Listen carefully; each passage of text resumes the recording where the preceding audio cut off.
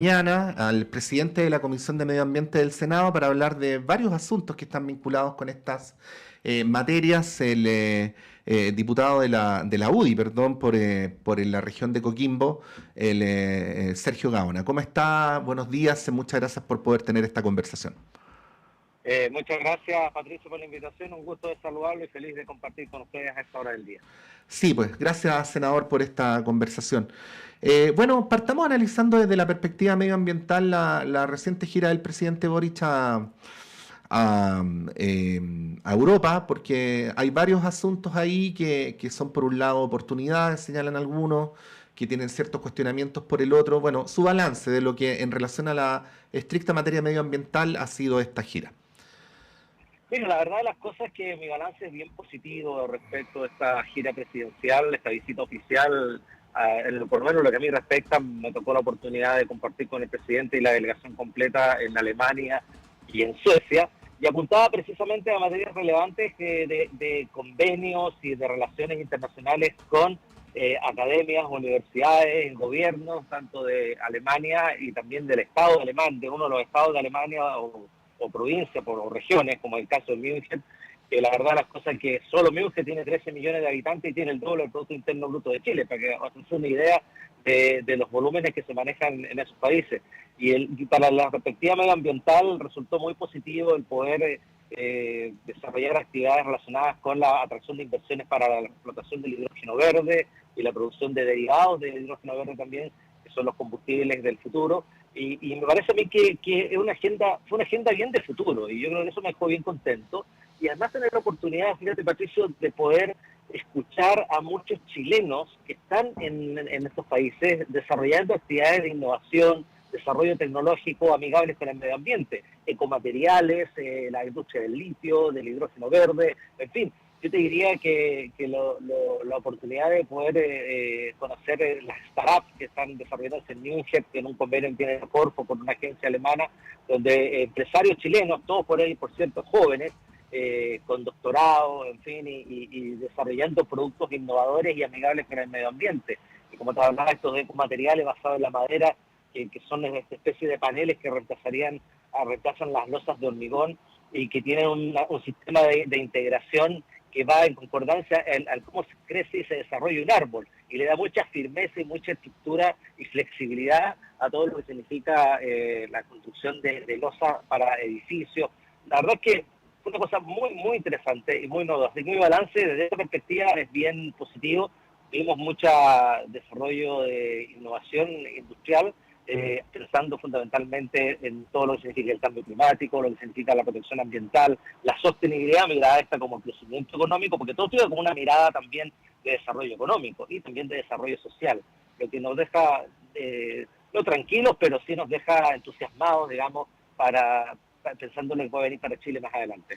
Sí, siendo usted parlamentario de oposición, senador, ¿cuál es su mirada sobre el plan del hidrógeno verde que ha desarrollado Chile? Porque es sobre esa base que se producen estas conversaciones en la gira europea.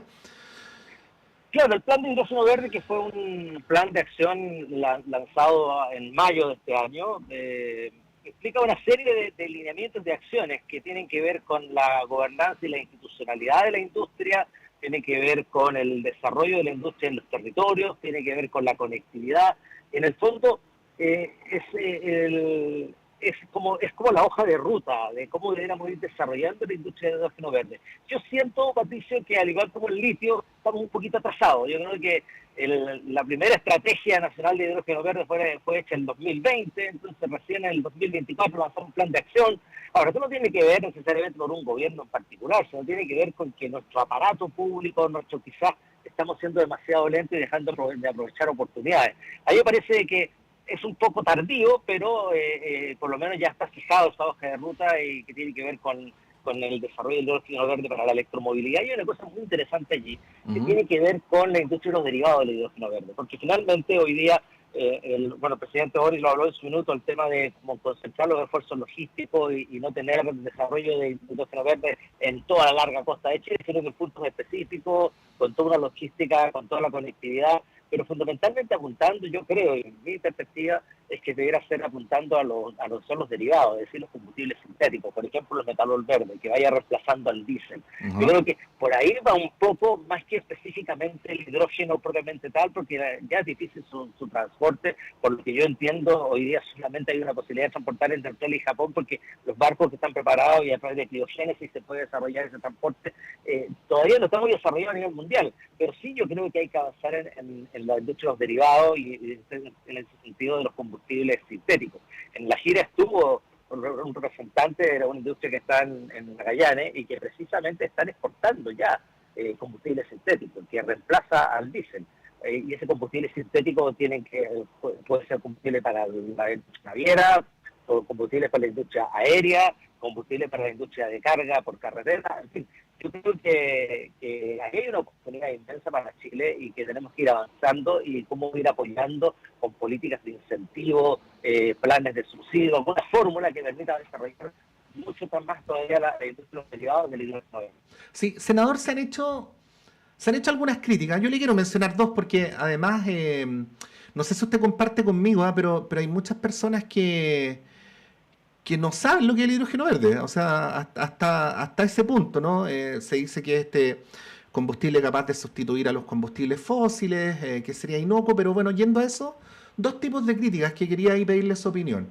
La primera es que no es cierto que sea tan inocuo, ¿no? Para esto, por ejemplo, en nuestro país se ha avanzado por el norte a través de la procedencia de la energía solar, por el sur a través de la energía eólica y hay algunos que plantean que la infraestructura necesaria para poder desarrollar esta industria podría terminar dañando ecosistemas, ¿no? Ese es un tipo de crítica. Y la otra es que, a propósito de lo mismo que mencionaba, que hay muy poco conocimiento de la ciudadanía y también habría, lo pongo en hipotético, poca participación de las comunidades locales en los lugares donde se estarían emplazando, ¿no? Estos reductos de producción del hidrógeno verde. Respecto a estos dos asuntos, ¿qué decir? Claro, mire, respecto a lo primero que usted señalaba, no hay ningún proyecto, ninguna industria que tenga cero impacto ambiental. O ¿Mm? sea, hay que partir de esa base. El tema es cómo efectivamente esos impactos son mitigados o cómo esos impactos son sostenibles desde la perspectiva de que pueden realizarse, quiero decir, el desarrollo de esta industria, mitigando los impactos ambientales y buscando las fórmulas para que esto pueda ser realizable. Y efectivamente la industria del hidrógeno verde y aquí un poquito para combinar con la segunda pregunta también, hay bastante desconocimiento. No es que el hidrógeno sea verde per se, sino que Sí. se produce a través de energías renovables, porque esto es una especie de electrólisis que se desarrolla en las moléculas del agua para poder separar el hidrógeno y todo ello. Esto te lo estoy diciendo muy por encima, porque que yo también hasta hace poco, bastante poco sabía de esto, digamos. Entonces, con la posibilidad, y hablando un poquito más de la ignorancia, Ujú. en el sentido de que el uso de energía es importante. Y es verde porque precisamente la energía que se usa es renovable, en este caso no convencional. Estamos hablando de energía solar, estamos hablando de energía eólica. En el caso de Magallanes, a través de energía eólica. Y ocupan bastante territorio, es decir, o terreno, digamos.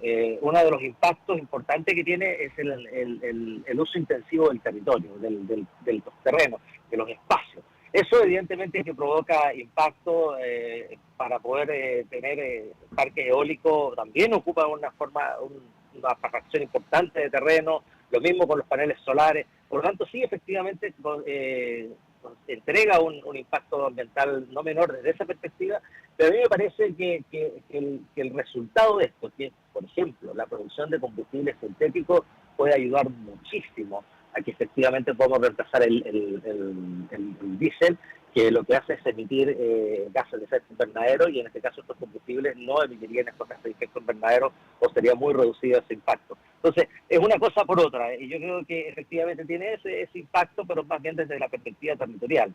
Ahora, respecto al tema de las comunidades, yo creo que no es solo un problema que tenemos con el hidrógeno verde, es en Mm. general el sistema de evaluación de impacto ambiental. Tenemos algunas dificultades, primero por los largos y extensos periodos de tramitación que hacen que las cosas sean más complejas y difíciles, y también porque tenemos una participación ciudadana un poco débil y un poco mal regulada o regulada insuficientemente, para no ser tan categórico.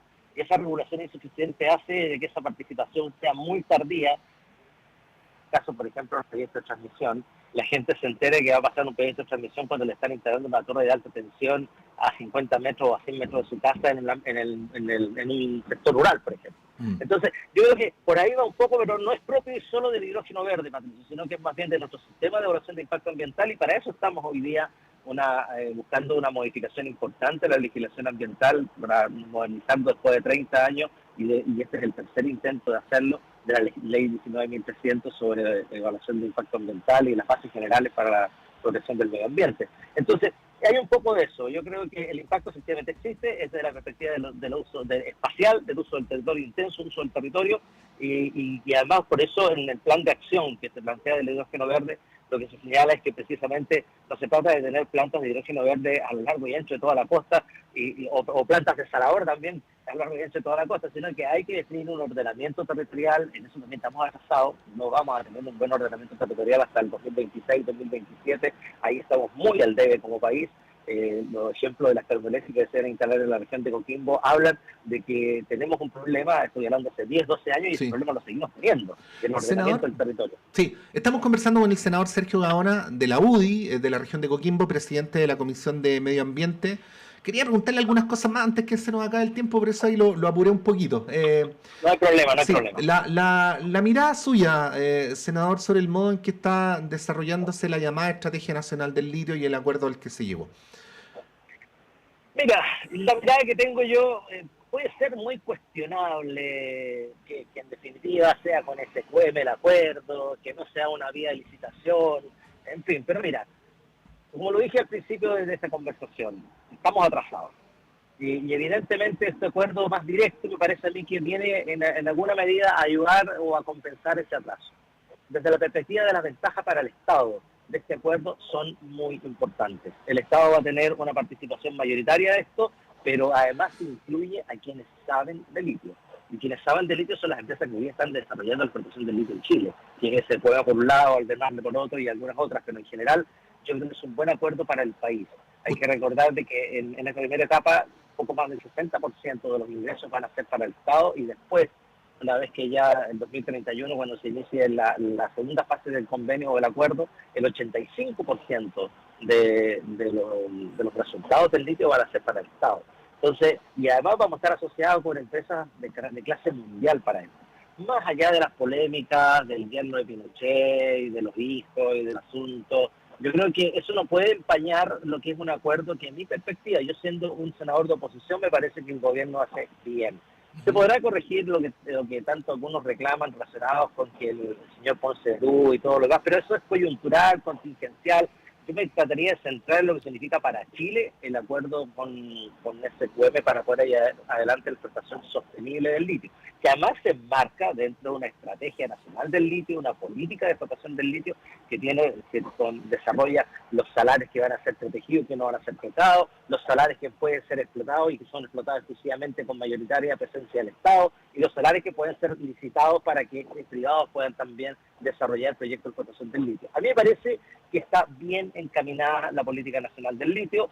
Como te decía al principio, igual que el hidrógeno verde, estamos un poco atrasados, pero por eso me parece muy válida la forma que utilizó el gobierno de ir por la vía directa de acuerdo y no por la vía de licitaciones, como se había pensado en un principio, en el gobierno anterior, porque me parecía, claro, la vía de licitaciones era más transparente, pero era más lenta también. Senador, la gira por Europa coincidió con las elecciones del Europarlamento. De hecho, nosotros aquí decíamos con un poquito de maldad, pero un poquito nomás, ¿no? Que ustedes habían llegado a Alemania en el peor día del gobierno de Olaf Scholz, ¿no? Así fue. Sí, pues. Sí. Bueno, siempre se habla, y creo que no es forzado, que lo que ocurre en las elecciones del Europarlamento da también para reflexionar sobre la política chilena y cómo se producen estas relaciones. De hecho, hay algunos medios que hablaron de una agenda paralela de la oposición que yo no sé si es tanto, usted lo podrá decir si se siente identificado con esa descripción, pero sí se supo que usted, junto con el diputado Chalper de RN, se reunieron con la Fundación Konrad Adenauer, que es la fundación de la democracia cristiana alemana, con autoridades de la democracia cristiana alemana. que a su vez, me voy a extender poquito, ¿no? Históricamente habían tenido más relación con la democracia cristiana chilena, por cierto, y no tanto con ustedes, y todo esto en un contexto además de la arremetida de la ultraderecha, ¿no? Sé que este es un tema para hablar 2 horas y no 3 minutos, senador, pero sí le quería Bueno, pedir la reflexión de estas gestiones que ustedes hicieron, pero ¿cómo las deberíamos entender nosotros desde el punto de vista de su sentido político? claro, mira, primero que todo, efectivamente llegamos en el peor día para el canciller alemán y se le notaba en la cara cuando nos reunimos con él, porque fue una derrota estrepitosa, y no solo es de la socialdemocracia o de la izquierda europea en Alemania, también ocurrió en el resto de Europa, en Francia, también en España, y un avance relevante del Partido Popular Europeo. Que es el símil nuestro de nuestra centro derecha o de nuestra coalición Chile Vamos, más demócrata, un poco ese es más o menos el espacio paralelo que tenemos nosotros, el paralelismo que tenemos nosotros con quienes ganaron las elecciones en Europa. Y además también con una crecida fuerte de la ultraderecha también europea. Y yo creo que finalmente esto también indica que Europa está girando hacia la derecha y probablemente la población, hay problemas complejos como la inmigración, el tema económico también que afecta en Europa, en cómo se ha manejado toda la situación de la guerra de Rusia y Ucrania. En fin, hay una serie de elementos que hacen quizás que la gente esté pensando más girando hacia la derecha y centro derecha que girar, seguir siendo socialdemócrata o de izquierda. Eso por una parte. Ahora, nosotros tuvimos una agenda paralela porque evidentemente, ahora, toda la agenda paralela y todo lo demás es absolutamente conversado con el gobierno. Y yo quiero destacar que la Cancillería nos dio todas las facilidades para que nosotros nos pudiéramos reunir nosotros hicimos nuestras propias reuniones, nosotros las agendamos desde Chile y todo lo demás, pero tuvimos los espacios pertinentes, los suficientes para poder reunirnos con nuestros pares tanto en Suecia como en Alemania. Y me parece a mí que la lectura es la siguiente: nosotros tenemos una relación importante con fundaciones como el Hans Seidel y como algunas fundaciones también en Suecia, y la Fundación Konrad Adenauer tiene una relación fluida con Renovación Nacional, con el Partido Demócrata también, y quizás ya no tanto con la democracia cristiana, porque la democracia cristiana, la lectura que hago yo, está más cargada hacia la izquierda, más que a lo que la Konrad Adenauer promueve en el mundo. Por lo tanto, no es que la Konrad Adenauer se haya alejado de sus formatos y haya querido dejar de lado la democracia cristiana chilena, sino que la democracia cristiana chilena es la que se ha ido alejando un poco del formato y de los lineamientos que hace la Fundación Konrad Adenauer para apoyar a los distintos partidos y sectores políticos en el resto del mundo. Por lo tanto, yo creo que es consecuencia de los propios actos de la democracia cristiana, que ya para mí es un partido de centro izquierda. Sí.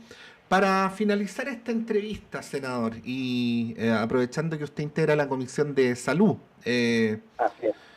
el spot del MinSal para promover la donación de órganos eh, donde se plantea o se da a entender que quienes no donan órganos terminan siendo comidos por los gusanos, ¿no? Bueno, no se le puede negar que es eficiente el spot, pero lo que realmente importa es su opinión. Claro, mira, la verdad es que el spot, de la perspectiva de generar conciencia, no sé si generará tanta conciencia. Yo creo que hay otros mecanismos y fórmulas para poder estimular la donación, más bien pensando en la vida, pensando en que la donación de órganos puede generar vida para otras personas. Yo creo que eso es lo que había que destacar, y no esto de que el gusano se comen nuestros órganos, nuestro cuerpo, y bueno, en definitiva, es un spot un poco chocante. Imagino que los creativos del Ministerio de Salud estaban pensando de que el asunto de la donación de órganos está muy poco destacada en Chile y muy poco reconocida, que necesitan usar como especie de publicidad tipo terapia de shock para que la gente entienda. Pero yo habría preferido un spot donde se resalte el valor de la vida gracias a la donación de órganos, y no lo que sucede con la materia orgánica, por decirlo de alguna manera, una vez que una persona fallece. Yo creo que hay que ser un poquito más prudente en esto y claro, podría ser por generar un impacto, pero yo no sé si toda la población lo podría tomar así. Yo habría preferido haber hecho una promoción más bien desde la perspectiva de que donar órganos es dar vida, más que no donar órganos es para que te coman los gusanos. Sí, pues. Bueno, no era obvio que en estos pocos minutos hubiéramos podido tratar 4 temas que son de suyo complejos, senador, así es que le agradezco ahí por la manera en que, bueno, esto depende fundamentalmente del entrevistador, pero también depende del entrevistado de cómo resulta el manejo de los tiempos. Así que gracias por esta conversación y que tenga un buen día. No, buen día para usted y a su disposición cuando lo estimen necesario. Muchas gracias por el contacto. Gracias, senador. Ahí está Sergio Gaona, senador de la Unión Demócrata Independiente por la región de Coquimbo.